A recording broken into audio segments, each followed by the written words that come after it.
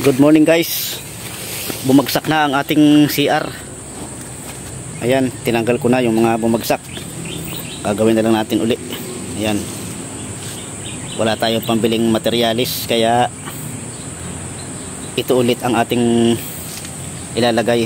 Naghanap lang tayo ng mga kahoy na pwede pang gamitin para madingdingan.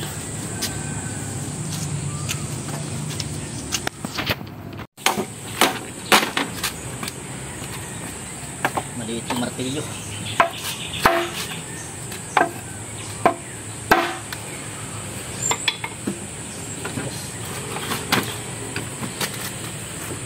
Dapat yung pambunot ng pako. Pambunot ko. Yun, naputol na.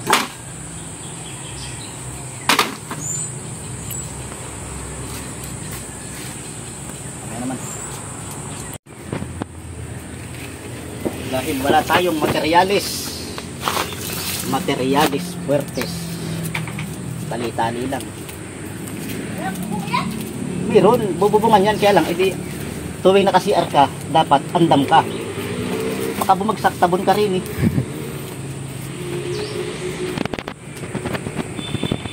Hinog na kaya yung kakao na yun? Hinog na yun. Tapos ipit ulit. Kaya pala hirap na hirap ang parang. Dinaanan niya pusa sa taas. Nahabulan na naman yung dalawang lalaki. Paklaya tayo nga pusa ngayon.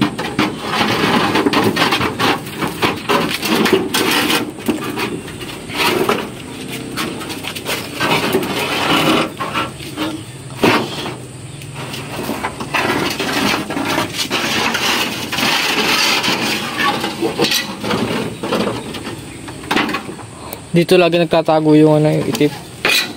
Ilalim.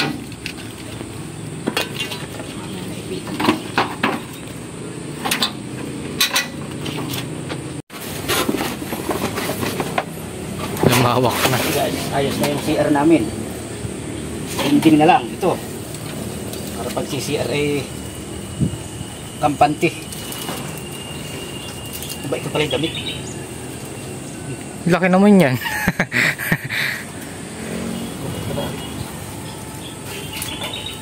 Karpet na eh. Damit ng Japanese.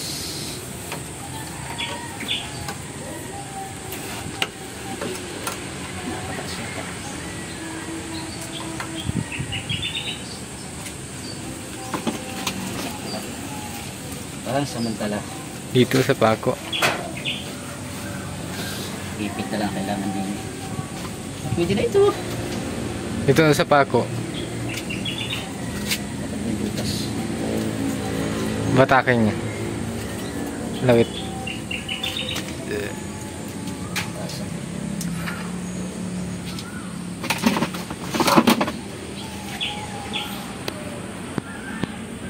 Sip na. Pwede na yan. Lubos naman tayo ng CR. Bowl.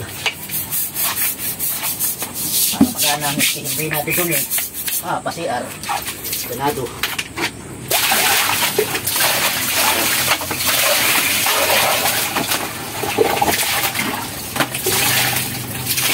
Ayos na, wari ko yan. Guys, ito na ang itsura ng ating ginawang CR. Yan. Ito yung pinakanlikod. Igutin natin. Yan. Ito yung tagiliran.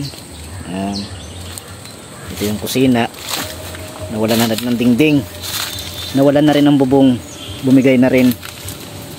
Okay lang yan. Wala pa tayong pambili. Ayan o. Wala na rin bubong. Sira na rin yung mga kahoy.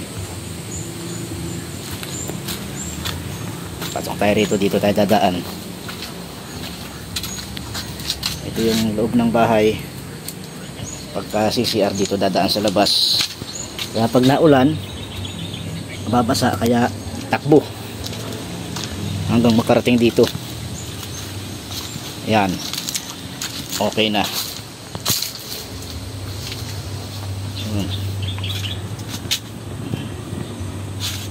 medyo presko pag nag CR at may mga awang.